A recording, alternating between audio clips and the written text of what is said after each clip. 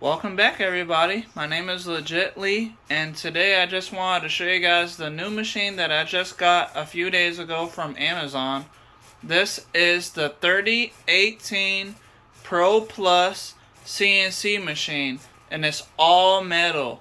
So it's made out of aluminum pieces, basically those brown or like orange looking parts are all aluminum based, and then I got a lot of those screws right there. Those are M5 screws that go into the 20 by 20 aluminum excursion, and they use NEMA 17 stepper motors for the X, Y, and Z, and it has a 500-watt spindle so that way it can cut, and it came with a Z Pro limit switch. So I have the control board wired up. It uses USB-C. That white wire right there is a USB-C connection, and it goes over here to my USB hub, and I have UGS on my laptop connected, so if I want to, I can go over to my right, which will be forward towards the video. So I can click that, and you can see that it's moving now. And if I want to go back, this is all 20 millimeters to move right now. That's what I got it set for. Now it's moving away from the video. So now I want to show you guys that how the Z Probe works. So right there, it has a little green PCB looking piece connected to that red alligator clip, and it is right at the location that it needs to be at. So I'm gonna hit over here on UGS. All I gotta do is inlet probe right here. If I can get to it, hold on. Okay, so if I hit that button, you'll see the spindle go down, and it's gonna touch that green PCB right there. So 1, 2, 3. There it goes. And it's going down, and it touched. And it'll go back up a little bit, but that'll be it. And it finished. So I got the Z Probe to work. The machine moves. The X, Y, and Z, everything is working. So the only issue that I had to contact the seller about is one of these limit switches that I got isn't working. Like, I can't even click the button for some reason. But everything else seems to be working just fine. So down here, I have a whole bunch of these switches.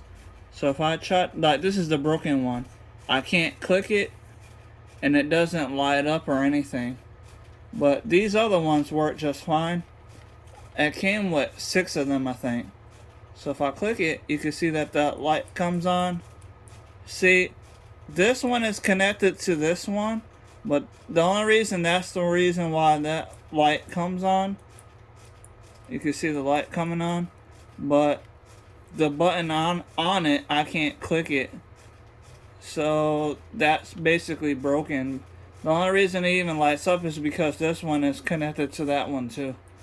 So there's basically like 2 of the same switches connected to one of the ports. Like, I read from the seller that there's supposed to be like 2 switches for basically the X, Y, and Z, I think. They're connected to different ports on the motherboard over here, but they both work as the same axes, I think. So that's why this one is lighting up when I press it, when both of them light up. But this one isn't working because it's broken, basically. I can't click on it as much as I want to. But the other limit switches are working just fine. So if I click one of these, there's going to be another one that lights up. So this one will light up, and then the other one will light up. So you see that one's lighting up. And now if I look over here, let me just try to show this. See that one light up right there? So there's two limit switches basically for every axis, I guess. So if I click this one, you see that one lit up over there? So I got two that light up for the X, Y, and Z. And these two work.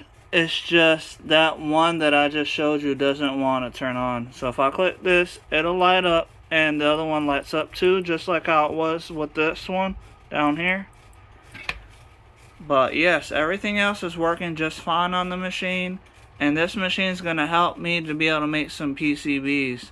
And I do have copper cladded double-sided PCBs, so I'll be able to make me some really good PCBs. I'm trying to make some for the TB6600 stepper drivers, because I figured out how I can set them up for like 3D printer motherboards.